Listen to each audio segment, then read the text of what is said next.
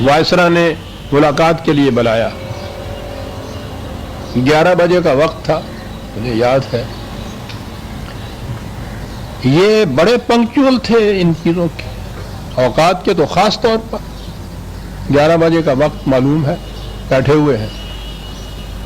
ادھر سے گھنٹی پہ گھنٹی آ رہی ہے کہ آئے کیوں نہیں. خود نہیں جواب دے رہے. پرائیویٹ سیکرٹری کہتے ہیں کہ ان سے کہیے کہ ہاں میں اپنی کنوینئنس پہ آؤں گا، تھوڑا سا وقت لگے گا. وائسرا کو جواب دیا جا رہا ہے.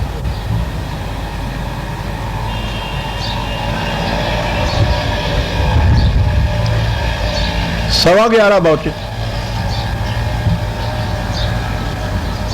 ہمارے آپ کے نزدیک تو یہ بات بہت چھوٹی سی ہے. اس نزاکت کو سامنے رکھیے کہ وہ وائسرا ہے، وقت مقرر ہے. اور اس کے بعد گئے اور انہوں نے کہا کہ یہ جو وار کونسل کا قصہ ہے میں اس میں کچھ وضاحت کرنا چاہتا ہوں. اور قائد اعظم کھڑے ہی تھے. کہا کہ مجھے آپ کی وضاحت کی کوئی ضرورت نہیں ہے، اور کمرے سے باہر نکل آئے. اس واقعے پہ تبصرہ کرتے ہوئے وہ ایک ہندو لیڈر کانجی دوارکا داس، پچھلے سال غالباً اس کی موت واقع ہوئی ہے، اس نے یہ لکھا تھا کہ یہ دیکھ کر دل میں مسرت کی ایک لہر اٹھتی ہے کہ ہندوستان میں مسٹر جناح کی قامت اور دیانت کا کم از کم ایک لیڈر تو ایسا تھا جس میں اس قدر صداقت اور بے باکی تھی کہ اس نے انگریز وائسرا کے منہ پر کہہ دیا کہ وہ اسے کیا سمجھتا ہے.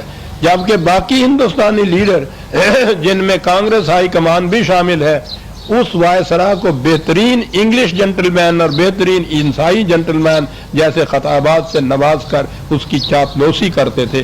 اور مسز لکشمی پنڈت نے یہ کہا تھا، پنڈت نہرو کی بہن نے، کہ اگر کانگریس کو جناح جیسا ایک لیڈر مل جائے تو لڑائی انگریز کے ساتھ آج ختم ہو سکتی ہے. یہ تھا عزیز من آپ کا یہ لائن قائد اعظم. مصلحت، مفاہمت، کمپرومائز، نظریہ ضرورت ان کے لغت میں ہی نہیں تھا. یہ ایک سیٹ خالی تھی. آج ہم نہیں سمجھ سکتے جا کے مسلمان ہی ہیں ہماری سیٹیں ہوتی ہیں، ہم ہی یہاں سب کچھ وہ ہوتے ہیں. ہندوؤں کے مقابلے میں کلکتہ چیمبر میں ایک سیٹ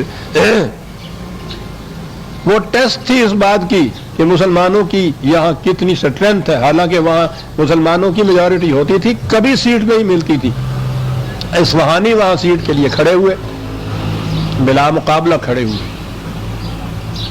انتخاب کے عین 2 دن پہلے ایک اور شخص بھی کھڑا ہو گیا.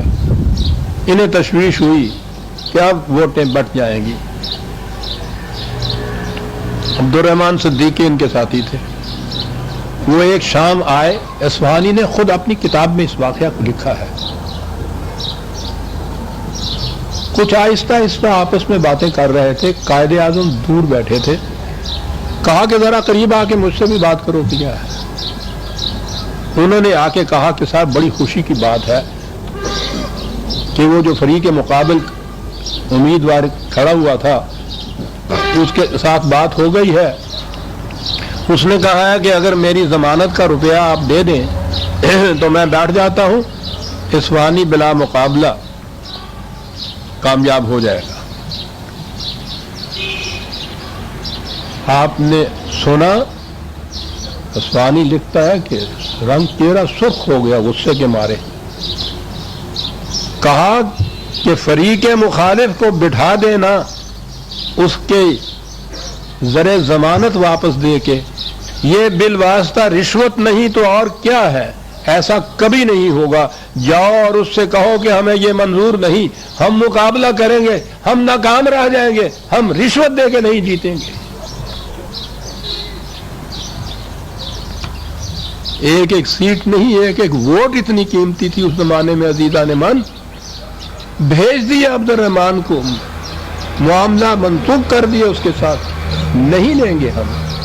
اور پھر جو اس کے بعد انہوں نے اصول بیان کیا ہے عزیزان من، وہ سنہری حروف سے لکھنے والے ہیں. قائد اعظم کے اس قسم کے ٹکڑے تو ہیں ہی ایسے کہ وہ زندہ جاوید ہے، واقعی سنہری حروف میں لکھنے کے. فرمایا میرے عزیز یاد رکھو، پبلک لائف میں اخلاقی دیانت پرائیویٹ لائف سے بھی زیادہ اہم ہوتی ہے. پرائیویٹ لائف میں بددیانتی سے کسی ایک شخص کو نقصان پہنچتا ہے، لیکن پبلک لائف میں بددیانتی سے لاتعداد انسان مجروح ہوتے ہیں، اور اس سے ہزارہ ایسے لوگ بے راہ ہو جاتے ہیں جن کا آپ پر اعتماد ہوتا ہے. یاد رکھنا، سیاست میں کسی مقام پر بھی ایسا نہ کرنا کہ اصولوں کو چھوڑ کر کوئی چیز خرید لو.